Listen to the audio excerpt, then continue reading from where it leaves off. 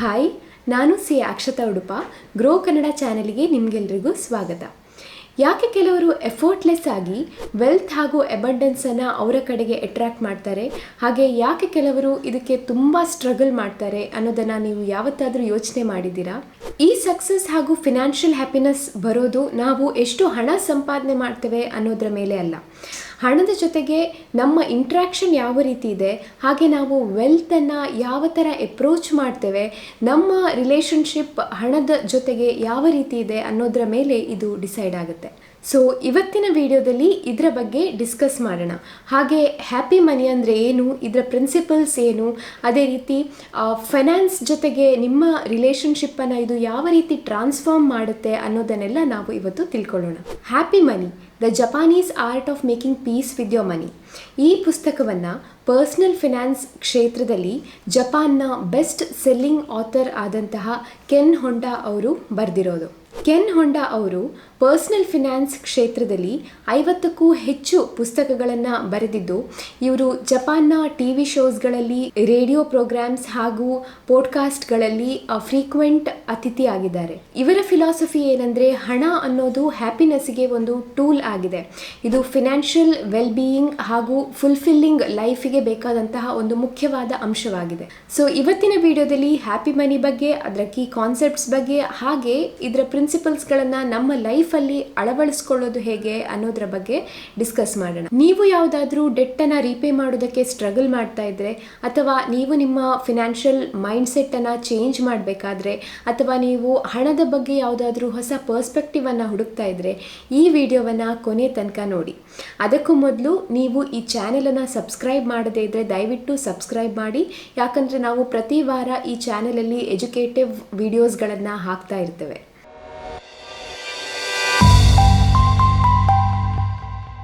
So ಮೊದಲಿಗೆ ನಾವು happy ಮನಿ ಹಾಗೂ ಅನ್ಹ್ಯಾಪಿ ಮನಿ ಅಂದರೆ ಏನು ಅಂತ ತಿಳ್ಕೊಳ್ಳೋಣ.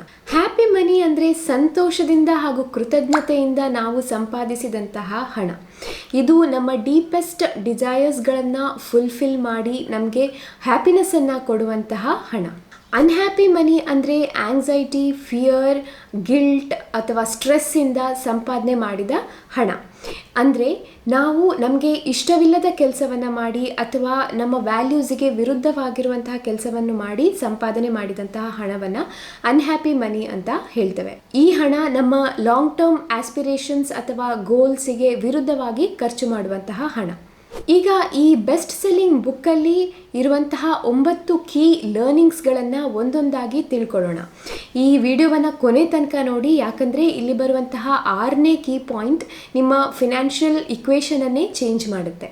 ಮೊದಲನೆಯ ಕೀ ಲರ್ನಿಂಗ್ ಅಥವಾ ಪ್ರಿನ್ಸಿಪಲ್ ಏನಂದರೆ, ಬೈ ಎಕ್ಸ್ಪೀರಿಯನ್ಸಸ್ ನಾಟ್ ಥಿಂಗ್ಸ್. ಅಂದರೆ ನಾವು ಯಾವತ್ತೂ ನಮಗೆ ಖುಷಿ ಕೊಡುವಂತಹ ಎಕ್ಸ್ಪೀರಿಯನ್ಸಸ್, ಅಂದರೆ ಅದು ಟ್ರಾವೆಲ್ ಇರ್ಬೋದು, ಕಾನ್ಸರ್ಟ್ ಇರ್ಬೋದು, ಬುಕ್ಸಲ್ಲಿ ಇನ್ವೆಸ್ಟ್ ಮಾಡಿರೋದಾಗಿರ್ಬೋದು, ಇಂಥದಕ್ಕೆ ನಾವು ಹಣವನ್ನು ಖರ್ಚು ಮಾಡಬೇಕು. ಅದನ್ನು ಬಿಟ್ಟು ನಾವು ಮೆಟೀರಿಯಲ್ ಥಿಂಗ್ಸ್ಗಳಿಗೆ ನಮ್ಮ ಹಣವನ್ನು ಖರ್ಚು ಮಾಡಿದರೆ ಅದರಿಂದ ಬರುವ ಸಂತೋಷ ಹೆಚ್ಚು ಟೈಮ್ ಉಳಿಯೋದಿಲ್ಲ. ರಿಸರ್ಚ್ ಪ್ರಕಾರ ಯಾವಾಗ ನಾವು ಎಕ್ಸ್ಪೀರಿಯನ್ಸಸ್ಸಿಗೆ ನಮ್ಮ ಹಣವನ್ನು ಇನ್ವೆಸ್ಟ್ ಮಾಡ್ತೇವೋ ಆ ಎಕ್ಸ್ಪೀರಿಯನ್ಸಸ್ಸಿಂದ ಸಿಗುವಂತಹ ಸಂತೋಷ ಈ ಮೆಟೀರಿಯಲ್ ಥಿಂಗ್ಸಲ್ಲಿ ನಮಗೆ ಸಿಗೋದಿಲ್ಲ. ನಾವು ಎಕ್ಸ್ಪೀರಿಯನ್ಸಿಂದ ಪಡ್ಕೊಂಡಂತಹ ಸಂತೋಷ ಹೆಚ್ಚು ಸಮಯದ ತನಕ ನಮ್ಮ ಜೊತೆಗಿರುತ್ತೆ. ಇದಕ್ಕೆ ನಾವು ಒಂದು ಸಣ್ಣ ಆ್ಯಕ್ಟಿವಿಟಿಯನ್ನು ಮಾಡೋಣ. ನೀವು ಲಾಸ್ಟ್ ಟೈಮ್ ಪರ್ಚೇಸ್ ಮಾಡಿದಂತಹ ನಿಮಗೆ ಫೇವ್ರೇಟ್ ಆಗಿದ್ದಂತಹ ಒಂದು ವಸ್ತುವನ್ನು ನೆನಪಿಸ್ಕೊಳ್ಳಿ. ಆ ಎಕ್ಸ್ಪೆನ್ಸಿವ್ ವಸ್ತುವನ್ನು ನೀವು ಪರ್ಚೇಸ್ ಮಾಡಿದ ನಂತರ ಎಷ್ಟು ಸಮಯದ ತನಕ ನಿಮಗೆ ಆ ಎಕ್ಸೈಟ್ಮೆಂಟ್ ಇತ್ತು ಅನ್ನೋದನ್ನು ಯೋಚನೆ ಮಾಡಿ. ಕೆಲವು ದಿನಗಳು ಅಥವಾ ಕೆಲವು ವಾರಗಳ ತನಕ ನಿಮಗೆ ಆ ಎಕ್ಸೈಟ್ಮೆಂಟ್ ಇದ್ದಿರ್ಬೋದು, ಆದರೆ ಆಮೇಲೆ ಅದರ ವ್ಯಾಲ್ಯೂ ಅಥವಾ ಆ ಎಂಜಾಯ್ಮೆಂಟ್ ನಿಮ್ಮ ಜೊತೆಗೆ ಇರುವುದಿಲ್ಲ. ಅದೇ ಥರ ನೀವು ಲಾಸ್ಟ್ ಟೈಮ್ ಎಕ್ಸ್ಪೀರಿಯನ್ಸ್ ಮಾಡಿದಂತಹ ಯಾವುದಾದ್ರೂ ಒಂದು ಒಳ್ಳೆಯ ಮೂಮೆಂಟನ್ನು ನೆನ್ಪು ಮಾಡ್ಕೊಳ್ಳಿ. ಅಂದರೆ ನೀವು ಟ್ರಿಪ್ಪಿಗೆ ಹೋಗಿದ್ದಾಗಿರ್ಬೋದು, ಅಥವಾ ನಿಮ್ಮ ಫ್ರೆಂಡ್ಸ್ ಜೊತೆಗೆ ಡಿನ್ನರಿಗೆ ಹೋಗಿದ್ದಾಗಿರ್ಬೋದು, ಅಲ್ಲಿ ಕಳೆದಂತಹ ಸಮಯ ಇರ್ಬೋದು. ಇದನ್ನು ನೀವು ನೆನ್ಪು ಮಾಡಿಕೊಂಡ್ರೆ ಆ ಖುಷಿ ಅಥವಾ ಆ ಸಂತೋಷ ನಿಮ್ಮೊಂದಿಗೆ ಎಷ್ಟು ಟೈಮ್ ಇತ್ತು ಅನ್ನೋದನ್ನು ಯೋಚನೆ ಮಾಡಿ. ಅದು ಕೆಲವು ತಿಂಗಳು ಅಥವಾ ಕೆಲವು ವರ್ಷಗಳವರೆಗೂ ನಮಗೆ ಸಂತೋಷವನ್ನು ಕೊಡುತ್ತೆ. ಕೆನ್ ಹೊಂಡಾ ಅವರ ಪ್ರಕಾರ ನಾವು ಎಕ್ಸ್ಪೀರಿಯನ್ಸಲ್ಲಿ ಇನ್ವೆಸ್ಟ್ ಮಾಡಿದಾಗ ನಾವು ಮೆಮೊರಿ ಹಾಗೂ ಇಮೋಷನ್ಸಲ್ಲಿ ಇನ್ವೆಸ್ಟ್ ಮಾಡ್ತಾ ಇದ್ದೇವೆ. ಸೊ ಇದು ನಮಗೆ ಹೆಚ್ಚು ಸಮಯದ ತನಕ ಸಂತೋಷವನ್ನು ಕೊಡುತ್ತೆ. ಹಣದ ಜೊತೆಗೆ ನಮ್ಮ ರಿಲೇಶನ್ಶಿಪ್ ಪಾಸಿಟಿವ್ ಆಗಿದ್ರೆ ಅದು ನಮ್ಮ ಲೈಫಿನ ಬೇರೆ ಆಸ್ಪೆಕ್ಟ್ಗಳಲ್ಲೂ ರಿಫ್ಲೆಕ್ಟ್ ಆಗುತ್ತೆ. ಅಂದರೆ ನಾವು ಪ್ರಾಕ್ಟಿಕಲಿ ವೆಲ್ದಿ ಆಗಿರ್ತಿದ್ರೂ ಕೂಡ ನಮ್ಮ ಹತ್ರ ನಮಗೆ ಬೇಕಾದಷ್ಟು ವೆಲ್ತ್ ಇದೆ, ಹಾಗೆ ಮುಂದೆಯೂ ನಮ್ಮೊಂದಿಗೆ ನಮಗೆ ಬೇಕಾದಷ್ಟು ವೆಲ್ತ್ ಇರುತ್ತೆ ಅನ್ನೋ ಒಂದು ನಂಬಿಕೆ ನಮ್ಮನ್ನ ಕಂಟೆಂಟ್ ಹಾಗೂ ಬ್ಲೆಸ್ಡ್ ಆಗಿ ಇಡುತ್ತೆ. ಎರಡನೆಯ key point, make it a treat. ನಾವು ಹಣದೊಂದಿಗೆ ಒಂದು ಪಾಸಿಟಿವ್ ರಿಲೇಶನ್ಶಿಪ್ಪಲ್ಲಿ ಇರಬೇಕಾದ್ರೆ ಮೊದಲು ನಾವು ನಮ್ಮನ್ನು ಟ್ರೀಟ್ ಮಾಡೋದು ಇಂಪಾರ್ಟೆಂಟ್ ಆಗುತ್ತೆ. ಅಂದರೆ ಸುಮ್ಮನೆ ನಮ್ಮ ಹತ್ತಿರದ ಸೊಸೈಟಿ ಯಾವುದೋ ಒಂದು ಮೆಟೀರಿಯಲ್ ಥಿಂಗ್ಸಲ್ಲಿ ಇಂಟ್ರೆಸ್ಟೆಡ್ ಆಗಿದೆ ಅಂತ ನಾವು ಅದನ್ನು ಪರ್ಚೇಸ್ ಮಾಡೋ ಬದಲು ಆ್ಯಕ್ಚುಲಿ ನಮಗೆ ಖುಷಿ ಕೊಡುವಂತಹ ಎಕ್ಸ್ಪೀರಿಯನ್ಸಸ್ಗಳಲ್ಲಿ ನಾವು ಇನ್ವೆಸ್ಟ್ ಮಾಡಿದಾಗ ಅದು ನಮ್ಮ ಹಣದೊಂದಿಗಿನ ರಿಲೇಶನ್ಶಿಪ್ಪನ್ನು ಸ್ಟ್ರಾಂಗ್ ಮಾಡುತ್ತೆ. ಇದು ನಮ್ಮ ಫೇವ್ರೆಟ್ ರೆಸ್ಟೋರೆಂಟಲ್ಲಿ ಒಂದು ಮೀಲ್ ಇರ್ಬೋದು, ಅಥವಾ ಫ್ರೆಂಡ್ಸ್ ಜೊತೆಗೆ ಒಂದು ಸಣ್ಣ ಪಾರ್ಟಿ ಇರ್ಬೋದು, ಅಥವಾ ನಮಗೆ ಇಷ್ಟದ ಆಥರಿನ ನ್ಯೂ ಬುಕ್ ರಿಲೀಸ್ ಆದಾಗ ಅದನ್ನು ಕೊಂಡ್ಕೊಳ್ಳೋದಿರ್ಬೋದು, ಅಥವಾ ನಮ್ಮ ವಾಚ್ ಲಿಸ್ಟಲ್ಲಿ ತುಂಬ ಸಮಯದಿಂದ ಇದ್ದಂತಹ ಒಂದು ಫೇವರೆಟ್ ಪ್ಲೇಸನ್ನು ವಿಸಿಟ್ ಮಾಡೋದು ಇರ್ಬೋದು. ಇದಕ್ಕೆ ಒಂದು ಉದಾಹರಣೆ ಕೊಡೋದಾದರೆ, ನೀವು ದಿನ ಬೆಳಿಗ್ಗೆ ಹೊರಗಡೆ ಹೋಗಿ ಒಂದು ಚೀಪ್ ಕಾಫಿಯನ್ನು ತಗೊಂಡು ಕುಡಿತೀರಿ ಅಂದ್ಕೊಳ್ಳೋಣ. ಇದನ್ನು ದಿನ ಮಾಡೋ ಬದಲು ನೀವು ವಾರಕ್ಕೊಂದು ದಿನ ಎಕ್ಸ್ಪೆನ್ಸಿವ್ ಆಗಿರುವಂತಹ ತುಂಬ ಟೇಸ್ಟಿ ಆಗಿರುವಂತಹ ಕಾಫಿಯನ್ನು ಕುಡಿದ್ರೆ ಅಲ್ಲಿ ನಿಮಗೆ ಸಿಗುವಂತಹ ಎಕ್ಸ್ಪೀರಿಯನ್ಸೇ ಬೇರೆ ಆಗಿರುತ್ತೆ. ಇದು ವಾರಕ್ಕೆ ಒಂದು ದಿನ ಆದರೂ ಕೂಡ ಇದರ ಎಕ್ಸ್ಪೀರಿಯನ್ಸ್ ನಿಮ್ಮೊಂದಿಗೆ ತುಂಬ ದಿನಗಳವರೆಗೆ ಇರುತ್ತೆ. ಯಾಕಂದರೆ ಇದು ರುಟೀನ್ ಎಕ್ಸ್ಪೆನ್ಸ್ ಆಗಿರದೆ ಒಂದು ಸ್ಪೆಷಲ್ ಟ್ರೀಟ್ ಆಗಿರುತ್ತೆ. ಆಥರ್ ಪ್ರಕಾರ ಈ ಥರ ಮೈಂಡ್ಫುಲ್ ಆಗಿ ಇಂಟೆನ್ಷನಲ್ ಆಗಿ ಸ್ಪೆಂಡ್ ಮಾಡೋದ್ರಿಂದ ನಾವು ಅನ್ನೆಸೆಸರಿ ಸ್ಪೆಂಡಿಂಗ್ ಅಥವಾ ಓವರ್ ಸ್ಪೆಂಡಿಂಗನ್ನು ಕೂಡ ಅವಾಯ್ಡ್ ಮಾಡ್ಬೋದು. ಇದು ಬರೀ ಹಣದ ವಿಷಯಕ್ಕಲ್ಲದೆ ನಮ್ಮ ಲೈಫಿನ ಬೇರೆ ಆಸ್ಪೆಕ್ಟ್ಸ್ಗಳಿಗೂ ಅಪ್ಲೈ ಆಗುತ್ತೆ. ಮೂರನೆಯದು ಬೈ ಟೈಮ್. ಬೈಯಿಂಗ್ ಟೈಮ್ ಅಂದರೆ ಹಣವನ್ನು ವೈಸ್ ಆಗಿ ಸ್ಪೆಂಡ್ ಮಾಡುವಂಥದ್ದು. ಹೀಗೆ ಮಾಡೋದ್ರಿಂದ ನಮಗೆ ಹೆಚ್ಚು ಟೈಮ್ ಹಾಗೂ ಸಂತೋಷ ಸಿಗುತ್ತೆ. ನಿಮಗೆ ನಿಮ್ಮ ಲೈಫಲ್ಲಿ ನಿಮಗೆ ಬೇಕಾದಂತಹ ಸಂತೋಷವಾದ ಕೆಲಸಗಳನ್ನು ಮಾಡಲಿಕ್ಕೆ ಟೈಮ್ ಸಿಗ್ತಾ ಇಲ್ಲ ಅಂತ ಅನ್ನಿಸ್ತಾ ಇದೆಯಾ? ಅಥವಾ ನೀವು ಒಂದರ ಮೇಲೆ ಒಂದು ಕೆಲಸವನ್ನು ಬ್ಯುಸಿಯಾಗಿ ಮಾಡ್ತಾ ಇದ್ದೀರಾ, ನಿಮಗೆ ರಿಲ್ಯಾಕ್ಸ್ ಮಾಡಲಿಕ್ಕೆ, ನಿಮಗೆ ಇಷ್ಟವಾದಂಥ ಕೆಲಸವನ್ನು ಮಾಡಲಿಕ್ಕೆ ನಿಮಗೆ ಟೈಮೇ ಸಿಗ್ತಾ ಇಲ್ಲ ಅಂತ ನಿಮಗೆಲ್ಲರೂ ಅನಿಸಿದೆಯಾ? ಇದು ನಿಮಗೆ ಮಾತ್ರ ಅಲ್ಲ, ಮೆಜಾರಿಟಿ ಆಫ್ ದ ಪಾಪ್ಯುಲೇಷನ್ಗೆ ಇದೇ ಥರ ಅನಿಸ್ತಾ ಇರುತ್ತೆ. ನಿಮ್ಮ ಹತ್ರ ಎಕ್ಸ್ಟ್ರಾ ಹಣ ಇದ್ದರೆ ಅದನ್ನು ಯಾವುದೋ ಫ್ಯಾನ್ಸಿ ಮೆಟೀರಿಯಲ್ ಥಿಂಗನ್ನು ಪರ್ಚೇಸ್ ಮಾಡೋ ಬದಲು ಅದನ್ನು ನೀವು ಟೈಮನ್ನು ಬೈ ಮಾಡೋದಕ್ಕೆ ಯೂಸ್ ಮಾಡೋದು ತುಂಬ ಇಂಪಾರ್ಟೆಂಟ್ ಆಗುತ್ತೆ. ಹೋಂಡಾ ಅವರ ಪ್ರಕಾರ ನಮ್ಮ ಲೈಫನ್ನು ಎಂಜಾಯ್ ಮಾಡೋದಕ್ಕೆ ಹಾಗೆ ನಮ್ಮ ಪ್ಯಾಷನನ್ನು ಪರ್ಸ್ಯೂ ಮಾಡೋದಕ್ಕೆ ನಮಗೆ ಟೈಮ್ ತುಂಬ ಮುಖ್ಯ ಆಗುತ್ತೆ. ನಮಗೆ ಇರೋ ಟೈಮ್ ನಮಗೆ ಸಾಕಾಗದೇ ಇರೋ ಚಾನ್ಸಸ್ ಜಾಸ್ತಿ ಇರುತ್ತೆ. ಹಾಗಾಗಿ ನಾವು ಸಮಯವನ್ನು ಬೈ ಮಾಡೋದಕ್ಕೆ ನಮ್ಮ ಬ್ಯುಸಿ ಲೈಫಿಂದ ಆಚೆ ಬಂದು ನಮ್ಮ ಪ್ರಯಾರಿಟಿಗಳು ಯಾವುದು ಅಂತ ನಾವು ನೋಡಬೇಕಾಗತ್ತೆ. ನಮಗೆ ನಿಜವಾಗಿಯೂ ಮ್ಯಾಟರ್ ಆಗುವಂತಹ ವಿಷಯಗಳು ಯಾವುದು ಅಂತ ತಿಳ್ಕೊಂಡು ಅದಕ್ಕೆ ಸರಿಯಾಗಿ ನಾವು ನಮ್ಮ ಸ್ಪೆಂಡಿಂಗನ್ನು ಅಲೈನ್ ಮಾಡಬೇಕಾಗುತ್ತೆ. ಹೋಂಡಾ ಅವರ ಪ್ರಕಾರ ನಾವು ನಮ್ಮ ಕೆಲಸಗಳನ್ನು ಔಟ್ಸೋರ್ಸ್ ಮಾಡೋದ್ರಿಂದ ಅಥವಾ ನಮಗೆ ಇಷ್ಟವಿಲ್ಲದ ಅಥವಾ ಸ್ಯಾಟಿಸ್ಫ್ಯಾಕ್ಷನ್ ಇಲ್ಲದ ಕೆಲಸವನ್ನು ಕಟ್ ಡೌನ್ ಮಾಡೋದ್ರಿಂದ ನಾವು ಟೈಮನ್ನು ಬೈ ಮಾಡಲಿಕ್ಕೆ ಸಾಧ್ಯ ಆಗುತ್ತೆ.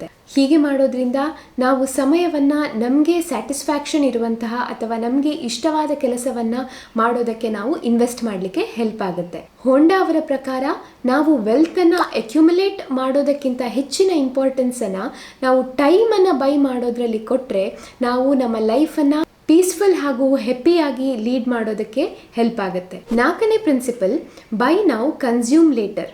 ಅಂದರೆ ನಾವು ಯಾವುದೇ ಒಂದು ಪ್ರಾಡಕ್ಟ್ ಅಥವಾ ಎಕ್ಸ್ಪೀರಿಯನ್ಸನ್ನು ಸಾಲ ಮಾಡಿ ಅಥವಾ ಲೋನ್ ಮಾಡಿ ತಗೊಳ್ಳೋ ಬದಲು ನಾವು ಸೇವಿಂಗ್ಸನ್ನು ಮಾಡಿ ಅದನ್ನು ಕ್ಯಾಶ್ ಮುಖಾಂತರ ಅಥವಾ ಅಡ್ವಾನ್ಸನ್ನು ಕೊಟ್ಟು ಆ ಪ್ರಾಡಕ್ಟನ್ನು ಪರ್ಚೇಸ್ ಮಾಡಬೇಕಾಗುತ್ತೆ. ಯಾಕಂದರೆ ನಾವು ಡೆಟ್ಟಲ್ಲಿ ಇದ್ದಾಗ ಯಾವುದೇ ಒಂದು ಪ್ರಾಡಕ್ಟನ್ನು ನಾವು ಕಂಪ್ಲೀಟಾಗಿ ಎಂಜಾಯ್ ಮಾಡೋದಕ್ಕೆ ಸಾಧ್ಯ ಆಗೋದಿಲ್ಲ. ಅಥವಾ ನಾವು ಲೋನ್ ತಗೊಂಡು ಯಾವುದೋ ಒಂದು ಪ್ಲೇಸಿಗೆ ಹೋದರೆ ಅದನ್ನು ನಾವು ಕಂಪ್ಲೀಟಾಗಿ ಎಕ್ಸ್ಪೀರಿಯನ್ಸ್ ಮಾಡೋದಕ್ಕೆ ಸಾಧ್ಯ ಆಗೋದಿಲ್ಲ. ಹಾಗಾಗಿ ನಾವು ಯಾವತ್ತೂ ಸೇವ್ ಮಾಡಿ ಆ ಸೇವ್ ಮಾಡಿದ ಹಣವನ್ನು ಕೊಟ್ಟು ಅಥವಾ ಅಡ್ವಾನ್ಸನ್ನು ಕೊಟ್ಟು ಪ್ರಾಡಕ್ಟನ್ನು ಪರ್ಚೇಸ್ ಮಾಡಬೇಕಾಗುತ್ತೆ ಅಥವಾ ಎಕ್ಸ್ಪೀರಿಯನ್ಸ್ ಮಾಡ್ಬೋದು. ಈ ಪ್ರಿನ್ಸಿಪಲಿಂದ ನಾವು ಹಣದೊಂದಿಗೆ ಫುಲ್ಫಿಲ್ಲಿಂಗ್ ಅಥವಾ ಹ್ಯಾಪಿ ರಿಲೇಶನ್ಶಿಪ್ಪಲ್ಲಿ ಇರೋದಕ್ಕೆ ಸಾಧ್ಯ ಆಗುತ್ತೆ. ಹೋಂಡಾ ಅವರ ಪ್ರಕಾರ ನಾವು ಡೆಟ್ಟನ್ನು ಅವಾಯ್ಡ್ ಮಾಡಿದಾಗ ಅದರೊಂದಿಗೆ ಬರುವಂತಹ ಇಂಟ್ರೆಸ್ಟ್ ಬರ್ಡನ್ ಹಾಗೂ ಆಂಗ್ಸೈಟಿಯನ್ನು ನಾವು ಅವಾಯ್ಡ್ ಮಾಡ್ಬೋದು. ಐದನೆಯ ಪ್ರಿನ್ಸಿಪಲ್, ಇನ್ವೆಸ್ಟ್ ಇನ್ ಅದರ್ಸ್. ಅಂದರೆ ನಾವು ಬೇರೆಯವರಲ್ಲಿ ಇನ್ವೆಸ್ಟ್ ಮಾಡಿದಾಗ ನಾವು ಸ್ಕ್ಯಾರ್ಸಿಟಿಯಿಂದ ಅಬಂಡೆನ್ಸ್ ಕಡೆಗೆ ಶಿಫ್ಟ್ ಆಗ್ತೇವೆ. ನಮ್ಮ ಹತ್ರ ಬೇಕಾದಷ್ಟು ಹಣ ಇಲ್ಲ ಅನ್ನುವ ಮೈಂಡ್ಸೆಟ್ಟಿಂದ ನಮ್ಮಲ್ಲಿ ಇದ್ದದನ್ನು ನಾವು ಬೇರೆಯವರೊಂದಿಗೆ ಶೇರ್ ಮಾಡುವ ಮೈಂಡ್ಸೆಟ್ನತ್ತ ನಾವು ಸಾಕ್ತೇವೆ. ಬೇರೆಯವರಲ್ಲಿ ಇನ್ವೆಸ್ಟ್ ಮಾಡುವ ವಿಧಾನ ಹಲವಾರು ಇದೆ. ಅಂದರೆ ಚಾರಿಟೀಸ್ಗಳಿಗೆ ಡೊನೇಷನ್ ಕೊಡೋದಾಗಿರ್ಬೋದು, ಅಥವಾ ವಾಲಂಟಿಯರ್ ಆಗಿ ಕೆಲಸ ಮಾಡುವಂಥದ್ದಿರ್ಬೋದು, ಅಥವಾ ನಮ್ಮ ಫ್ಯಾಮಿಲಿ ಹಾಗೂ ಫ್ರೆಂಡ್ಸಿಗೆ ನಾವು ಹೆಲ್ಪ್ ಮಾಡುವಂಥದ್ದು ಕೂಡ ಆಗಿರ್ಬೋದು. 6ನೆಯ key principle, make it a choice. ನಾವು ನಮ್ಮ ಫಿನಾನ್ಷಿಯಲ್ ಡಿಸಿಷನ್ಸ್ಗಳನ್ನು ಚಾಯ್ಸಸ್ ಆಗಿ ನೋಡಿದಾಗ ನಾವು ತುಂಬ ಕಂಟ್ರೋಲಲ್ಲಿ ಇರ್ತೇವೆ. ಹಾಗೆ ನಮ್ಮ ಫಿನಾನ್ಷಿಯಲ್ ಲೈಫಲ್ಲಿ ನಾವು ಪಾಸಿಟಿವ್ ಚೇಂಜಸ್ ಅನ್ನ ನೋಡ್ತೇವೆ. ಹಣವನ್ನ ಹೆಚ್ಚಿನವರು ಫಿಯರ್, ಆಂಗ್ಸೈಟಿ ಅಥವಾ ಸ್ಕ್ಯಾರ್ಸಿಟಿ ಆಗಿ ನೋಡ್ತಾರೆ. ಇದರಿಂದ ನಾವು ನಮ್ಮ ಡಿಸಿಷನ್ಸ್ಗಳನ್ನ ಪ್ರಿಫರೆನ್ಸ್ಗಿಂತ ಹೆಚ್ಚು ಆಬ್ಲಿಗೇಷನ್ ಬೇಸಿಸ್ ಮೇಲೆ ತಗೊಳ್ತೇವೆ. ಉದಾಹರಣೆಗೆ ಯಾವುದಾದ್ರೂ ಒಂದು ಸರ್ವಿಸಿಗೆ ನಾವು ಆಬ್ಲಿಗೇಷನ್ ಇಂದ ಪೇ ಮಾಡುವಂಥದ್ದು. ಅಂದರೆ ನಮಗೆ ಈಗ ಆ ಸರ್ವಿಸಿನ ನೆಸೆಸಿಟಿ ಇಲ್ಲದೆ ಇದ್ರೂ ಕೂಡ ನಾವು ಕಂಟಿನ್ಯೂಸ್ ಆಗಿ ಅದಕ್ಕೆ ಪೇ ಮಾಡ್ತಾ ಇರ್ತೇವೆ. ಇದನ್ನ ನಾವೊಂದು ಆಬ್ಲಿಗೇಷನ್ ಮೈಂಡ್ ಸೆಟ್ ಇಂದ ಮಾಡ್ತಾ ಇರ್ತೇವೆ. ಸೊ ಯಾವಾಗ ನಾವು ಪ್ರಿಫರೆನ್ಸಸ್ಗೆ ಹೆಚ್ಚಿನ ಪ್ರಾಮುಖ್ಯತೆಯನ್ನ ನೀಡ್ತೇವೋ ಆಗ ನಮ್ಮ ಮತ್ತು ವೆಲ್ತ್ ಅಥವಾ ನಮ್ಮ ಮತ್ತು ಹಣದ ರಿಲೇಶನ್ಶಿಪ್ ಬೆಟರ್ ಆಗ್ತಾ ಹೋಗುತ್ತೆ. 7ನೆಯ key principle, focus on the journey. ಅಂದರೆ ನಾವು ನಮ್ಮ ಫಿನಾನ್ಷಿಯಲ್ ಗೋಲ್ಗಳನ್ನು ಅಚೀವ್ ಮಾಡೋದ್ರಲ್ಲಿ ಅಥವಾ ವೆಲ್ತ್ ಅಕ್ಯುಮುಲೇಷನ್ ಅಲ್ಲಿ ಎಷ್ಟು ಫೋಕಸ್ಡ್ ಆಗಿರ್ತೇವೆ ಅಂದರೆ ನಾವು ಈ ಪ್ರಾಸೆಸ್ಸನ್ನು ಎಂಜಾಯ್ ಮಾಡೋದನ್ನೇ ಮರ್ತಿರ್ತೇವೆ. ನಾವು ಯಾವಾಗ ಈ ಫೈನಾನ್ಷಿಯಲ್ ಮ್ಯಾನೇಜ್ಮೆಂಟ್ ಪ್ರಾಸೆಸ್ಸನ್ನು ಎಂಜಾಯ್ ಮಾಡೋದಿಲ್ವೋ ಆಗ ಅದರೊಂದಿಗೆ ಸ್ಟ್ರೆಸ್, ಆಂಗ್ಸೈಟಿ, ಡಿಸ್ಸ್ಯಾಟಿಸ್ಫ್ಯಾಕ್ಷನ್ ಇವೆಲ್ಲ ಬರ್ತಾ ಹೋಗುತ್ತೆ. ಉದಾಹರಣೆಗೆ ಯಾರಾದರೂ ತುಂಬ ಫೋಕಸ್ಡ್ ಆಗಿ ವೆಲ್ತ್ ಅಕ್ಯುಮುಲೇಟ್ ಮಾಡ್ತಾ ಇದ್ರೆ ಅವರು ಲೈಫಿನ ಬೇರೆ ಆಸ್ಪೆಕ್ಟ್ಗಳಾದಂತಹ ಹ್ಯಾಪಿನೆಸ್ ಇರ್ಬೋದು, ಅವರ ಹಾಬೀಸ್ ಇರ್ಬೋದು, ಅಥವಾ ಅವರ ಲವ್ಡ್ ಒನ್ಸ್ ಜೊತೆಗೆ ಸ್ಪೆಂಡ್ ಮಾಡುವಂತಹ ಟೈಮ್ ಇರ್ಬೋದು, ಇದನ್ನೆಲ್ಲ ಅವರು ಸ್ಯಾಕ್ರಿಫೈಸ್ ಮಾಡಿರ್ತಾರೆ. ಯಾವಾಗ ನಾವು ಮನಿ ಮ್ಯಾನೇಜ್ಮೆಂಟ್ ಪ್ರಾಸೆಸ್ಸನ್ನು ಎಂಜಾಯ್ ಮಾಡೋದಿಲ್ವೋ ಆಗ ನಾವು ಆಂಗ್ಸೈಟಿ, ಸ್ಟ್ರೆಸ್ ಹಾಗೂ ಡಿಸ್ಸ್ಯಾಟಿಸ್ಫ್ಯಾಕ್ಷನ್ ಅನ್ನು ನಮ್ಮೆಡೆಗೆ ಅಟ್ರಾಕ್ಟ್ ಮಾಡ್ತೇವೆ. ಸೊ ಇಲ್ಲಿ ಬ್ಯಾಲೆನ್ಸಿಂಗ್ ತುಂಬ ಇಂಪಾರ್ಟೆಂಟ್ ಆಗುತ್ತೆ. ಈ ಮನಿ ಮ್ಯಾನೇಜ್ಮೆಂಟ್ ಪ್ರಾಸೆಸ್ಸನ್ನು ನಾವು ಎಂಜಾಯ್ ಮಾಡೋದ್ರಿಂದ ನಾವು ಹಣದೊಂದಿಗೆ ಒಂದು ಪಾಸಿಟಿವ್ ರಿಲೇಶನ್ಶಿಪ್ ಅನ್ನು ಬಿಲ್ಡ್ ಮಾಡೋಕ್ಕೆ ಸಾಧ್ಯ ಆಗುತ್ತೆ. ನಾವು ಮಿಲಿಯನರ್ಸ್ ಆಗದಿದ್ರೂ ಕೂಡ ನಾವು ಒಂದು ಹ್ಯಾಪಿ ಹಾಗೂ ಫುಲ್ಫಿಲ್ಲಿಂಗ್ ಲೈಫನ್ನು ಲೀಡ್ ಮಾಡೋದು ಸಾಧ್ಯ ಆಗುತ್ತೆ. 8ನೇ ಕೀ ಪಾಯಿಂಟ್, ಥಿಂಕ್ ಸ್ಮಾಲ್. ಅಂದರೆ ನಮ್ಮ ಲೈಫಲ್ಲಿ ಇರುವಂತಹ ಸಣ್ಣ ಸಣ್ಣ ವಿಷಯಗಳ ಕಡೆಗೆ ಅಟೆನ್ಷನ್ ಕೊಡುವಂಥದ್ದು. ಅದು ಒಂದು ವಾಕಿಗೆ ಹೋಗೋದು ಇರ್ಬೋದು ಅಥವಾ ಒಂದು ಕಪ್ ಕಾಫಿ ಕೂಡ ಆಗಿರ್ಬೋದು. ಹೋಂಡಾ ಅವರ ಪ್ರಕಾರ ಹೆಚ್ಚಿನವರು ಫಿನಾನ್ಷಿಯಲ್ ಸಕ್ಸಸ್ ಅಂದರೆ ವೆಲ್ತ್ ಅಕ್ಯುಮುಲೇಷನ್ ಅಂತ ತಪ್ಪಾಗಿ ತಿಳ್ಕೊಂಡಿದ್ದಾರೆ. ಆ್ಯಕ್ಚುಲಿ ಫಿನಾನ್ಷಿಯಲ್ ಸಕ್ಸಸ್ ಅಂದರೆ ಹಣದೊಂದಿಗೆ ಒಂದು ಒಳ್ಳೆಯ ರಿಲೇಷನ್ಶಿಪ್ಪಲ್ಲಿ ಇರುವಂತಹ ಒಂದು ಮೈಂಡ್ ಸೆಟ್. 9ನೆಯ ಪ್ರಿನ್ಸಿಪಲ್, ಬಿ ಯೋರ್ ಸೆಲ್ಫ್.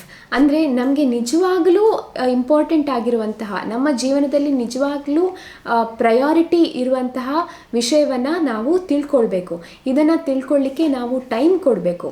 ಈ ಥರ ನಾವು ನಮ್ಮ ಪ್ರಯಾರಿಟಿ ಅಥವಾ ನಮ್ಮ ವ್ಯಾಲ್ಯೂಸನ್ನು ತಿಳ್ಕೊಂಡಾಗ ಇದೇ ನಮ್ಮ ಫಿನಾನ್ಷಿಯಲ್ ಡಿಸಿಷನ್ಸ್ಗಳನ್ನು ಡ್ರೈವ್ ಮಾಡುತ್ತೆ. ನಮ್ಮ ಸೊಸೈಟಿ ಏನು ಮಾಡುತ್ತೆ ಅದನ್ನೇ ನಾವು ಫಾಲೋ ಮಾಡ್ತಾ ಹೋಗೋದ್ರ ಬದಲು ನಿಜವಾಗಿಯೂ ನಮ್ಮ ಪ್ರಯಾರಿಟಿ ಏನು ಅನ್ನೋದನ್ನು ತಿಳ್ಕೊಂಡು ನಾವು ಅದರ ಪ್ರಕಾರ ನಮ್ಮ ಚಾಯ್ಸಸ್ಸನ್ನು ಮಾಡೋದು ಒಳ್ಳೆಯದು. ಹೋಂಡಾ ಅವರ ಪ್ರಕಾರ ಹಣವನ್ನು ನಾವು ಒಂದು ಮೈಂಡ್ಫುಲ್ ಹಾಗೂ ಸ್ಯಾಟಿಸ್ಫೈಯಿಂಗ್ ಲೈಫಿನ ಮೀನ್ಸ್ ಆಗಿ ಕನ್ಸಿಡರ್ ಮಾಡಬೇಕು.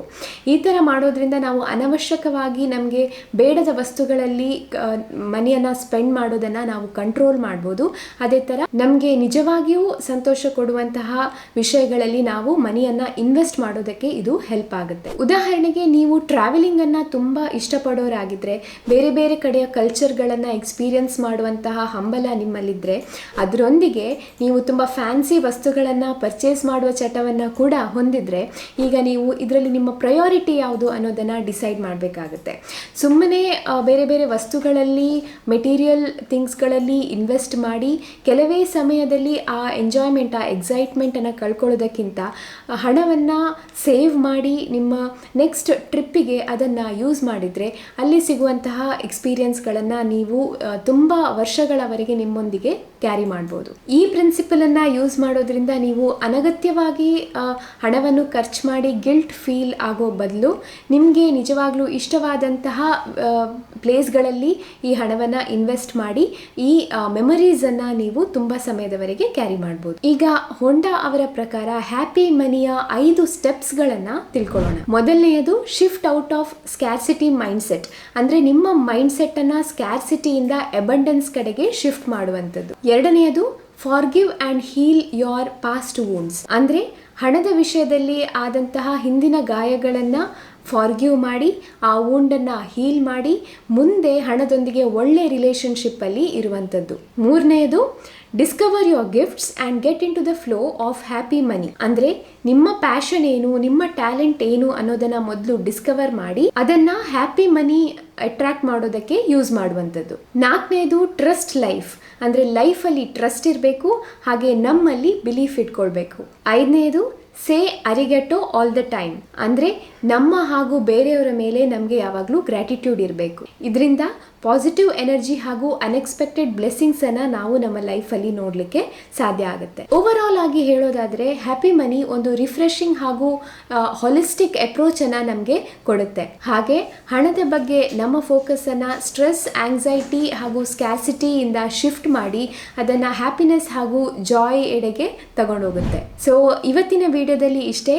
ನಿಮಗೆ ಈ ವಿಡಿಯೋ ಇಷ್ಟ ಆಗಿದ್ರೆ ದಯವಿಟ್ಟು ಲೈಕ್ ಮಾಡಿ, ಹಾಗೆ ಶೇರ್ ಮಾಡಿ, ಹಾಗೆ ಗ್ರೋ ಕನ್ನಡ ಚಾನಲನ್ನು ಸಬ್ಸ್ಕ್ರೈಬ್ ಮಾಡಿರದೇ ಇದ್ದರೆ ದಯವಿಟ್ಟು ಸಬ್ಸ್ಕ್ರೈಬ್ ಮಾಡಿ, ಹಾಗೆ ಅಲ್ಲಿರುವ ಬೆಲ್ ಐಕಾನನ್ನು ಕ್ಲಿಕ್ ಮಾಡಿ. ನಾವು ಮಾಡುವಂತಹ ಎಲ್ಲ ವಿಡಿಯೋಸ್ಗಳು ಎಜುಕೇಷನಲ್ ಪರ್ಪಸ್ಸಿಗೆ ಮಾತ್ರ, ಇದು ಯಾವುದೇ ರೀತಿಯ ಬೈ ಸೆಲ್ ರೆಕಮೆಂಡೇಶನ್ ಅಲ್ಲ. ಸೊ ಮತ್ತೆ ಬರ್ತೀವಿ ಇನ್ನಷ್ಟು ಇನ್ಫಾರ್ಮೇಟಿವ್ ಕಂಟೆಂಟ್ಗಳೊಂದಿಗೆ. ಅಲ್ಲಿ ತನಕ ಟೇಕ್ ಕೇರ್, ಬೈ ಬಾಯ್.